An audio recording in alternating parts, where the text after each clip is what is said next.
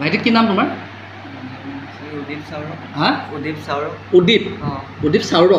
Okay okay. ঘৰত কোন কোন আছে? মা দেউতা দাদা আৰু মই। Okay okay okay. তোমাৰ qualification? HS pass. High secondary কৰিলা? অ'কে। লগতে তোমাৰ নামটো? মোৰ নাম শ্ৰী শিক্ষিত চাউৰ।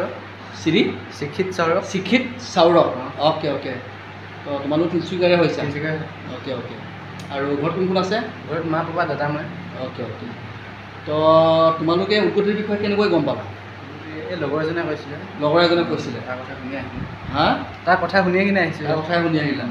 লগৰজনে কি কৈছে বাৰু? বেয়াকৈ কৈছে নে ভালকৈ কৈছে বাৰু? ভালকেনে কৈছে, ইয়াত গৈ চাকৰি দিয়ে বুলি কৈছে দাদাজনে। হয় হয় হয়। আমিও শুনি আহিছোঁ। এতিয়া আপুনি কি বা কৰে। এতিয়া মই এটা বস্তু মানে আচৰিত হৈছোঁ, তোমালোকে ইমান সৰু বয়সত ল'ৰাই অতত ঘূৰি ফুৰিব বিচাৰে, তোমালোকে চাকৰি এটা যে কৰিম বুলি ভাবিছা, বিৰাট ভাল কথা এইটো।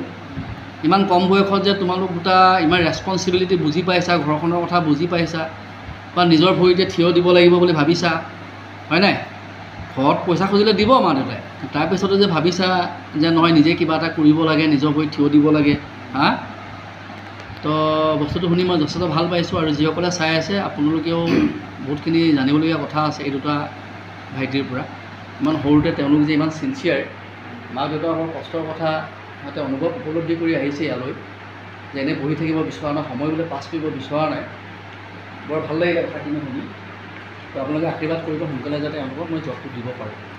বাকী আমাৰ তুমি সুধিছিলা জবটো আমি ক'ত ক'ত দিওঁ।